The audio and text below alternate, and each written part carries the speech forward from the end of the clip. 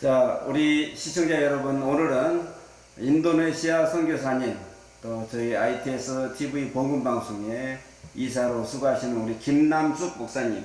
자, 박수로 모시겠습니다.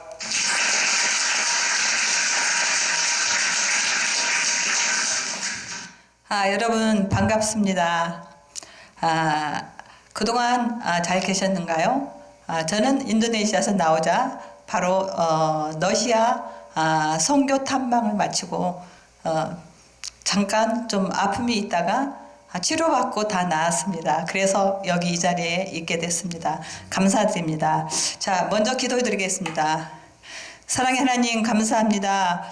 오늘 이렇게 ITS 방송을 오게 하여 주심을 감사드리며 이곳에 하나님 말씀이 전파되어 온 세계 만방에 하나님 말씀을 주님이시여 금주려 하나님 말씀을 듣고자 하는 모든 사람을 들을 수 있도록 성령 충만하여 임재케 하여 주시옵소서. 이 모든 말씀 예수님 이름으로 기도드렸사옵나이다. 아멘.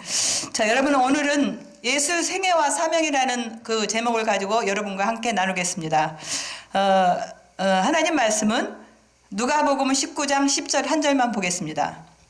인자에 온 것은 잃어버린 자를 찾아 구원하려 함이니라. 때가 참에 하나님이 그 아들을 보내사 여자에게서 나게 하시고, 갈라디아서 4장 4절 말씀에 하나님께서 이미 계획하신 때가 이름에 그 아들을 세상에 보내셨다는 것입니다. 우리가 그냥 예수님께서 그냥 나타난 게 아니라 미리 계획하신 그 때에, 하나님 그때에 우리 예수님을 보내셨다는 것입니다. 이것은 하나님께서 그 아들로 더불어 세상을 창조하실 계획을 세우실 때부터의 경륜이었습니다. 경륜. 인류가 타락하게 되면 그 아들을 세상에 보내어 범죄한 인류를 구원하시기로 한 것이니 이것이 곧 평화의 은원입니다. 불순종으로 말미암는 죄의 참혹한 결과를 따라 내다보신 하나님께서는 인류를 죄의 결과에서 구원하시고 건져내시기로 계획하셨습니다. 우리가 분명히 죄를 지을 것을 아시고 미리 하나님께서 계획하셨다는 것입니다. 이것이 곧 성부이신 하나님과 성자이신 그리스도와의 사이에 이루어진 평화의 은원입니다. 이게 스가랴 6장 13절 말씀이 있습니다. 그리하여 예정된 때가 이름에 예수께서는 경륜대로 전 세계의 중심지가 되는 어디에 있었죠? 예수님께서 유대의 베들레헴에서 한 아기가 탄생하게 되었습니다. 이 베들레헴은 전 세계의 중심지입니다. 이 사실은 선지자가 미가가 예언한 것인데 이르기를 베들레헴 에브라다야 너는 유다 족속 중에 작을지라도 이스라엘을 다스릴 자가 내게로 나올 것이라. 그의 근본은 상고의 태촌이니라. 미가서 5장 2절 말씀입니다. 공생의 시작에 관해서는 다니엘의 예언서 다니엘서 9장 25절에서 27절 말씀에 있습니다. 그 연대까지 분명히 예언되고 기록되어 있습니다. 여러분, 그러면 그 말씀을 잠깐 우리 같이 보겠습니다. 그러므로 너는 깨달아 알지니라. 예루살렘을 증건하라는 영이 날 때부터 기름 부음을 받은 자 곧 왕이 일어나기까지 7이레와 62이레가 지날 것이요. 그 곤란한 동안에 성이 중건되어 강장과 거리가 세워질 것이다. 26절에는 62이레 후에 기름 부음을 받은 자가 끊어져 없어질 것이며 장차 한 앙의 백성이 와서 그 성읍과 그 성소를 무너뜨리려니와 그의 마지막은 홍수에 휩쓸린 길을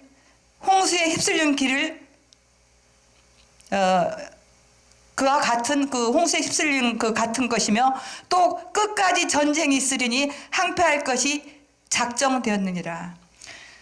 그가 장차 많은 사람들과 더불어 한 이레 동안에 연약을 굳게 먹고 그가 그 이레의 절반의 제사와 예물을 금지할 것이며 또 포악하여 가증한 것이 날개를 의지하여 진로가 항폐하게 하는 자에게 쏟아지리라 하였느니라. 이렇게 이른 일이라는 것은 한정 지을 수 없는 어떤 기간을 나타내는 것입니다. 극히 중요한 하나님의 사역을 안성하는 기간이라고 할 수 있습니다. 7일에는 에스라 느헤미야 지도하에 회복기를 말하는 것입니다. 또 62일에는 성전과 예루살렘 사건 이후부터 그리스도의 초림까지를 가리키는 것입니다. 중건이라는 건 왕궁이나 성전 등을 손질하여 고쳐 세우는 것을 뜻하지, 여러분도 아시겠지만. 그러므로 온 인류의 구주 되시는 예수 그리스도께서는 애정하신 그 시간에, 애정하신 그 장소에 가장 비천한 환경 가운데 탄생하시고 전혀 생각지 않았던 목자들과 먼 동방에서 온 박사들의 경배와 축하를 받으셨습니다. 그 후 박사들은 고국으로 돌아갔고 요셉은 하나님의 지시에 따라 나사렛에서 자기 집으로 돌아가지 않고 애굽으로 피난을 하였습니다. 왜 피난을 했죠? 이는 그 당시 헤롯이 자기의 그 앙의를 빼앗길까봐. 이제 이 소문에 의하면 뭐 유대인의 아기가 태어났다 이런 소문을 듣고 바로 헤롯이 그 자기 앙의를 빼앗길까봐 그 아기를 죽이려고 나섰습니다. 아기를 헤아리던 헤롯 왕은 죽은 후에야 그들은 나사렛으로 돌아왔습니다. 아기가 또 어떻게 됐죠? 아기가 자라며 강하여지고 지혜가 충족하여 하나님의 은혜가 그 위에 있더라. 예수는 그 지혜와 그 키가 자라가며 하나님과 사람에게 더 사랑스러워 가더니라. 이게 누가복음 2장 40절 52절 말씀입니다. 이 말씀을 누가가 기록한 예수의 어렸을 때 보고 기록했던 것입니다. 이 말씀은, 이것은 매우 간단한 말씀이지만 하나님의 은총 가운데 충실히 자라고 있음을 잘 나타내는 것입니다. 어린애에서는 그 지혜와 기능이 뛰어나게 자랐으며 그 풍성이 아주 부드럽고 아름다웠습니다. 우리는 그 풍성을 본받아야 되겠습니다. 그리고 그 마음과 육체의 능력 또한 군일하고 자연스럽게 잘 발달하였습니다. 그는 누구에나 친절하고 봉사하기를 좋아했으며 급히지 않는 인내력과 변함없는 성실성을 가졌습니다. 그의 어머니는 깊은 관심을 가지고 그의 자라남을 주목하셨고 또한 그를 하나님의 뜻대로 양육하기 위하여 하늘의 지혜를 받으면서 그 예수님을 잘 양육시켰습니다. 그리고 그 어린 예수를 무릎에 앉혀서 성경 말씀을 가르쳐 주시기로 힘썼습니다. 그러므로 예수는 당시 유대인의 선생을 납비라고 그러죠. 그 납비들의 학교에서는 배우지 아니하였을지라도 성경 말씀을 잘 알았습니다. 그 납비들에 있는 공부에 들어가지 않았어요. 어렸을 때부터 예수님은 이 성경 말씀을 잘 알았던 것은 그 엄마가 또 그 마리아가 무릎에 앉고 공부를 했고 또 지혜와 했었기 때문입니다. 또한 천연계의 모든 사물을 주목하여 살피는 가운데 하늘의 지혜를 얻었습니다. 예수는 12살 되던 해 6월절에 그 부모와 같이 예루살렘에 올라갔는데 일행이 돌아올 때 그는 예루살렘에 머물러 납비들과 토론하고 있었습니다. 그가 선생들 중에 앉으사 저에게 듣기도 하고 묻기도 하니까 어린아이가 12살짜리가 막 들으면서 묻고 하니까 그 옆에 있는 그 납비들이 그 지혜와 그 대답을 기이 여기더라. 이게 누가복음 2장 46절 47절에 있는 말씀입니다. 그 하는 예수님의 그 행동과 지혜가 묻고 또한 대답하고 하는 게 기이 여겼다 이거예요. 다른 일반 사람들하고 좀 달리 여겼더라는 거죠. 12살 난 예수의 슬기로운 질문과 그의 놀라운 대답은 당시에 지식을 자랑하던 납비들을 놀라게 하였습니다. 그는 30세가 되기까지 가난한 목수 요셉의 집에서 그 아들로 자라나 장성한 어른이 되었습니다. 그동안 그는 인간의 온갖 고통과 쓰라림을 맛보면서 요셉의 목수 일을 신실히 도왔습니다. 그는 날마다 수고스러운 노동을 하였으며 항상 즐거운 마음으로 충성스럽게 그 책임을 잘 감당하였습니다. 그는 같이 모여서 쓸데없는 장난이나 한담을 할 만한 시간의 여유를 가지지 못하였습니다. 그런데 나사렛이라는 동네는 몹시 악한 동네였습니다.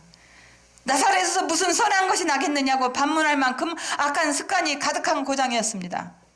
그러나 예수께서는 그곳에 사시면서도 그 악한 습관에 물들지 않으셨습니다. 그는 항상 자신의 순결을 보존하기 위하여 매우 경계하고 주의하셨습니다. 그리하여 그는 죄를 범하지 아니하였습니다. 그는 사랑과 동정심이 많으셔서 고난당하는 자를 보면 도와주고 멸시당하는 자를 보면 위로해주고 연약한 부녀자들과 아이들을 친절히 돌보아 주었던 것입니다. 그러므로 성경은 이르기를 우리에게 있는 대제사장은 우리의 연약함을 체월하지 아니하는 자가 아니요 모든 일에 우리와 한결같이 시험을 받은 자로 돼 죄는 없으시리다. 히브리서 4장 15절 말씀입니다. 그는 우리를 변호하시고 우리를 대속하시고 우리의 모범이 되시기 하여 우리와 똑같은 처지에서도 죄 없는 생활을 하셨습니다. 유대인들은 30세가 되어야 공직에 나아갈 수 있었습니다. 그러므로 예수께서도 30세가 되어서야 공생에 나아가기 위하여 침례를 받으셨죠. 예수께서 침례를 받으러 요한에게 나아가실 때 요한은 그에게서 귀한 느낌을 받았어요. 어딘지 모르게 범할 수 없는 이혼과 깨끗하고 고상한 그런 기상을 볼 수 있었어요. 많은 사람들 가운데서는 오직 예수만은 신성한 분위기를 발산하고 있었던 것입니다. 그러므로 요한이 그가 이스라엘이 바라는 메시아가 아닌가 요한이 생각하기에 너무 귀한 모습을 하고 너무 모든 그 정결하고 온몸에서 비치는 영적인 강체가 있어 보였습니다. 그래서 성령께서 요한에게 그때 마침 성령께서 요한에게 확신을 주셨습니다. 예수께서는 죄가 없으시니 개인적으로 볼 때 침례를 받으실 필요가 없었습니다. 침례는 회개한 자가 그 죄의 물의 장사에 없애는 것을 상징하는 의식이기 때문이었습니다. 그러나 예수께서 이 세상에 오신 것은 사람들에게 선을 행하는 본을 보이기 위함이었으므로 침례 받는 것을 좋게 여기셨습니다. 그는 요단강으로 내려가 요한에게 침례를 받으셨는데 온몸을 물에 잠그는 침례를 받으셨죠. 여러분도 아시다시피 예수께서 물에서 올라오실 때 성령께서 비둘기같이 내려 그에게 임하셨습니다. 그리고 또 하늘에서는 이렇게 소리가 났죠. 이는 내 사랑하는 아들이요 내 기뻐하는 자라고. 마태복음 3장 17절에 있는 말씀이죠. 이에 요한은 예수께서 틀림없이 메시아이신 것을 확인되었습니다. 그리하여 그는 무리들에게 보라 하나님의 어린 양이로다. 요한복음 1장 36절에 말씀하고 계십니다. 침례를 받으신 후 예수께서는 장차 행하실 당신의 사업을 구상하셨으며 능력을 얻기 위하여 조용한 광야로 나아가셨습니다. 거기서 그는 40일간 금식을 기도하며 마음의 준비를 하셨어요. 일찍이 하단과 하하를 유혹하며 범죄하게 된 사단은 이때야말로 이때다. 예수를 유혹할 만한 좋은 길이라고 생각하였습니다. 그리하여 사단은 제일 먼저 식욕을 이용하여 예수를 시험하였어요. 내가 만일 하나님의 아들이거든 어떻게 했죠? 돌을 명하여 떡덩어리 되게 하라. 이렇게 마태복음 4장 3절에 이렇게 얘기하고 있죠. 그런데 하나님께서 받은 능력을 먼저 자신의 이기적 욕망을 위해서 써라는 거예요. 예수께서는 곧 어떻게 말씀하셨어요? 하나님 사람이 떡으로만 살 것이 아니요 하나님의 입으로 나오는 모든 말씀으로 살 것이라. 모든 말씀으로 살 것이라. 구약 성경에도 신명기 8장 3절에 이와 같은 말씀이 있습니다. 이에 사단은 성경 말씀을 이용하여 예수의 자만심을 일으켜 보려고 하였습니다. 사단은 그를 높은 곳에 세우고 뛰어내리라 그렇게 얘기하셨어요. 기록하였을 때 저가 너를 위하여 그 사자들을 명하시니 저희가 손으로 너를 받들어 어떻게 해요? 발이 돌에 부딪히지 않게 하리로다. 그러면서 사단이 예수님을 뛰어내리라고 얘기했죠. 근데 예수께서는 기록되었으되 주 너희 하나님을 시험치 말라. 마태복음 4장 7절 이렇게 얘기해요. 그 말씀으로 그 시험을 물리치셨죠. 다음에 사단은 예수를 높은 산으로 데려갔어요.